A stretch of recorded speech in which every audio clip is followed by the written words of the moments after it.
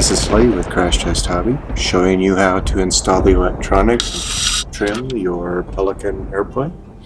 So let's start again by installing the servos. They're going to be installed behind the rear dowel. I like to install mine side by side. You want to cut a hole that's small enough that the servos fit in tight so they won't move when they're being used. I'm using MG90 servos, and I use a soldering iron or a box knife to cut the hole. As I press the servos into place, I realize they need to go deeper, so I'm making a secondary cut so that they can go farther down into the fuselage. You only want the servo arm to be above the surface of the foam, so in order to get the servo to sit lower, I trim out the ends where the servo attachment brackets are, and you can see that the servo is now down below the surface of the foam. Now we need to run the wires into the servo box, into the radio box, ahead of this. Cut with a knife and then take my soldering iron and run it through so there's some room for the wires. I'm now going to bind the radio and center my servos. On this particular radio, I hold the bind plug and turn it on, and you can see it flashing until the transmitter is bound. Now I'm checking the power. You can see the servos are moving, and that in this case the LED lights that will be installed in the wing are working and operational off of my switch on the upper left hand side of my transmitter. Use a 1/16 inch bit and drill the servo arm. I ended up using the third hole from center on the MG90 servos to get the right amount of throw.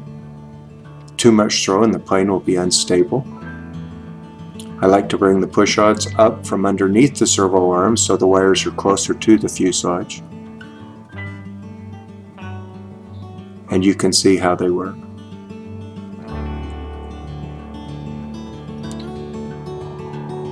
Trim the base brackets off of the servos.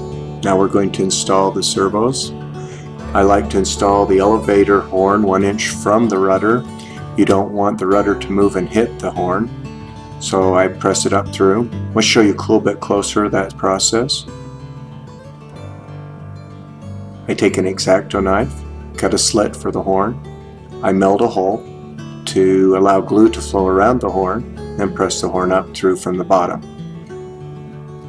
The rudder horn is going to be 1.5 inches above the elevator. Do the same thing. Punch a glue access hole and install the horn. Now you want to put glue in from both sides of the foam to secure the horns in place. And you also want the holes that are on the servo arm directly above the hinge line.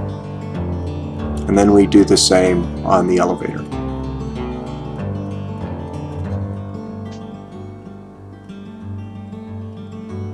We're now going to install the easy connectors.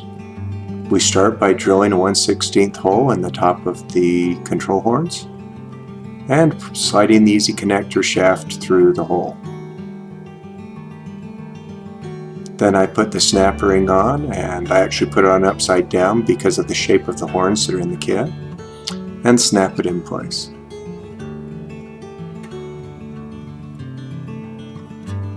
And then the set screw is screwed in, and it'll be tightened later when we trim the plane in.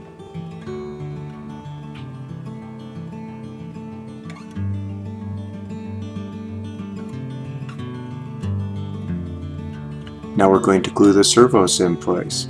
I don't like to put glue under the servos in case one of the servos fails. I don't want to have to tear the plane apart to replace it.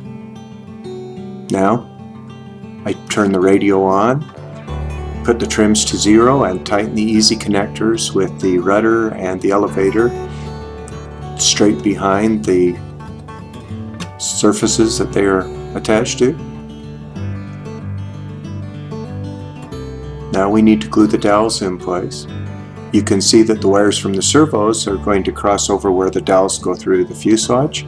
Pull the wires out of place, put some glue in and twist it so that the glue is exposed to the entire surface of the foam inside the fuselage. Let's do the same with the front. But also realize at this point you're applying glue where the pod is going to be. So as I turn that, I'm now going to pump a few pumps of glue down into the hole where the pod will be and slide the pod into place. Now make sure that the pod is at 90 degrees to the fuselage and that the pod is also aimed so the motor will point at the left front of the fuselage. Add a little glue here and there just to make sure the pod will stay in place in an accident. We're now putting the prop connector on the motor, and also I like to replace the set screws that are in the motor mount base with 3mm screws. And with the motor in place, I now measure it and figure out where it needs to be on the pod to leave a 1/2 inch clearance between the prop and the fuselage, and marking the holes.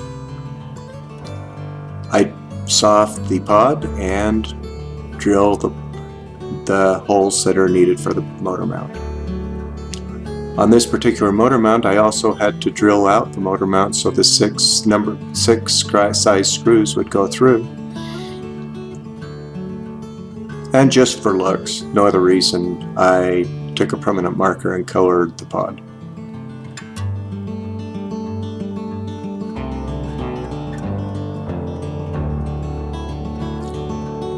We have found that applying two 3/16 inch washers under the bottom of the motor mount screw aims the motor up just enough that it makes the plane easier to launch. This wasn't necessary when we were using smaller motors and building the plane lighter, but where most people are using this configuration, we are recommending now that the motor be tipped up on the pod. This is also true on the front mount motor. So if you angle the motor up slightly, it is easier to launch. I had to make an extension wire in order to get my speed control wires to reach the motor. You can also change the way you run the wires to your battery in order to not have to make the extension. You will notice that I brought the speed control power wire out through the side of the fuselage so that it would reach the battery connection. And I'm tightening the base on the motor so that the prop spins freely. And I'm also going to secure the wires to the pod with some wire ties. Thank you for buying our kits. Pelican is a great plane and a fun flyer. This is Lee from Crash Test Hobby.